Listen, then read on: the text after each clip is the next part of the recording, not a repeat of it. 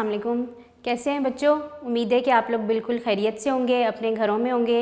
और जैसा कि आपको पता है कि अब कोविड की जो थर्ड लेयर है वो बहुत ज़्यादा जो है वो एक स्ट्रॉन्ग है, आपको सीवियर है, आपको ख़ुद को जो है ना अपने आप को बचाना है। इसीलिए आपको छुट्टियां भी हैं ताकि आप घरों में रहें और ख़ुद भी महफूज रहें, अपने घर वालों को भी सेफ़ रखें। अल्लाह ताला आप सबका जो होगा इंशाल्लाह हामी और नासिर होगा। अच्छा जी, सबसे पहले तो आप लोगों को बहुत बहुत कॉन्ग्रेचुलेशंस कि आप लोग प्रमोट हो गए हैं अब क्लास 5 में, ठीक है। तो आज जो मैं आपको लेक्चर देने जा रही हूँ ना, this is your first lecture. ये आपका फर्स्ट लेक्चर होगा और इसमें आपका इंट्रोडक्शन होगा थोड़ा सा उर्दू ग्रामर का, ठीक है। तो वैसे तो आप क्लास 5 में प्रमोट हो चुके हैं, लेकिन कुछ टॉपिक्स इस तरह के थे कि जो आपके रह गए थे या जिनका these topics are interlinked with your class 5 syllabus. इनका जो ताल्लुक़ है वो आपके क्लास 5 के सिलेबस से है, जिसकी वजह से जो है ना आपको इसकी इंट्रोडक्शन देना, इसका कॉन्सेप्ट क्लियर करना, ताकि जब आप क्लास 5 में आएंगे इंशाल्लाह खैरियत से सेशन स्टार्ट होगा, आपको पढ़ाएंगे तो आपको जो थोड़ा सा जो है ना वो नॉलेज आपको प्रीवियस उस चीज़ के बारे में होगा।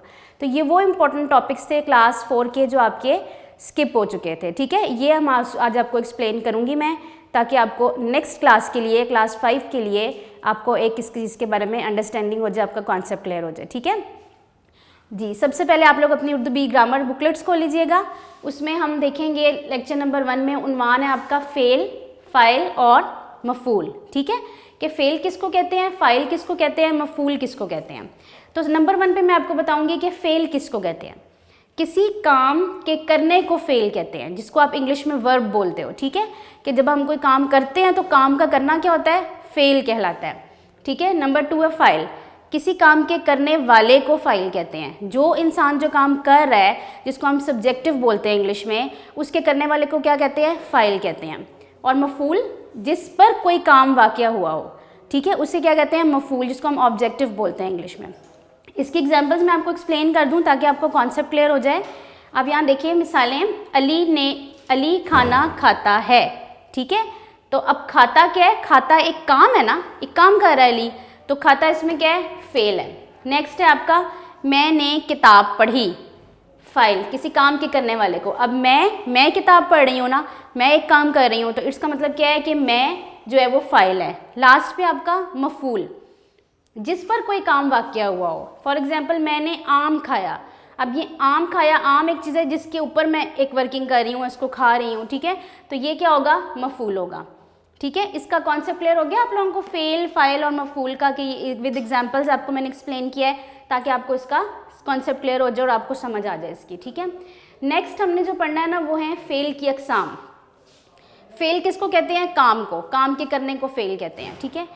अब जब हम वो काम किसी ज़माने के लिहाज से करेंगे, मतलब हम वो काम जो कर रहे हैं हम किस ज़माने में कर रहे हैं, हम माजी में कर रहे हैं वो काम, हम उसको हाल में कर रहे हैं, या हम उसको आने वाले कल मुस्तकबिल में कर रहे हैं, तो वो जो है ना उसको हम फ़ेल की अक़साम बोलते हैं, जिसमें फ़ेल माजी, फ़ेल हाल और फ़ेल मुस्तकबिल आता है। माजी का मतलब होता है गुजरा हुआ, जो पास्ट, जिसको आप टेंसेस भी करते हैं इंग्लिश में, तो आप पढ़ते हैं कि पास्ट टेंस इसको बोलते हैं, ठीक है।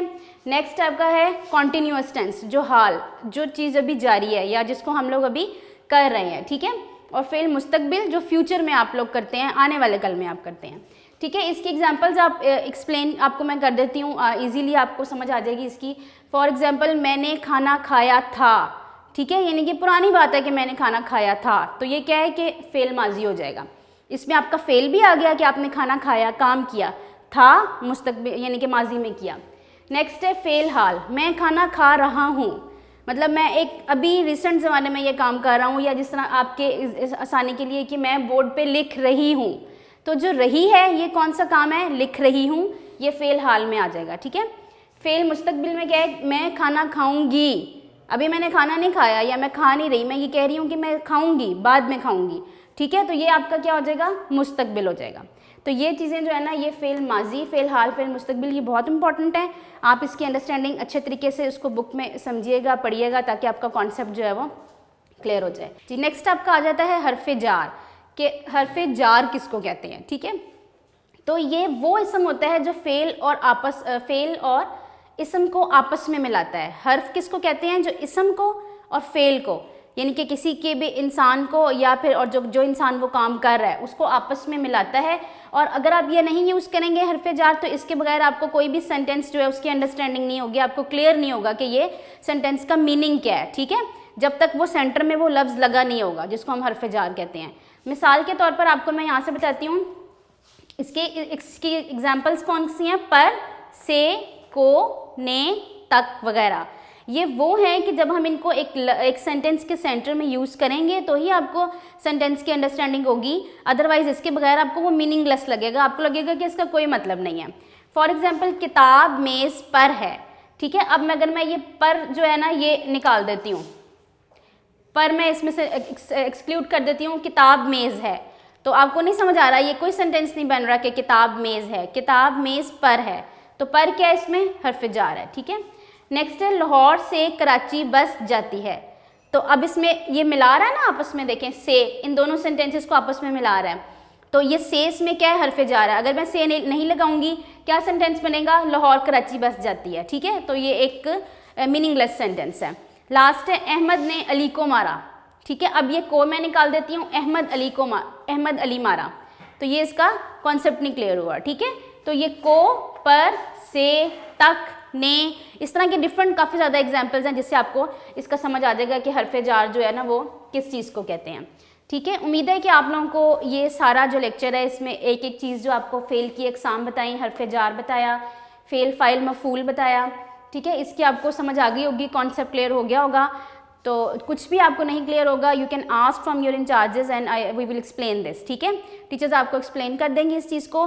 तो अब आप वैसे क्लास 5 में हैं लेकिन ये आपका इंटरलिंक लेक्चर्स हैं जिसका लिंक आपके क्लास 5 के सिलेबस में से होगा, that's why we are explaining this. ठीक है, अपना ख्याल रखिएगा अपने घर वालों का। अच्छा जी, अल्लाह हाफिज़, थैंक यू।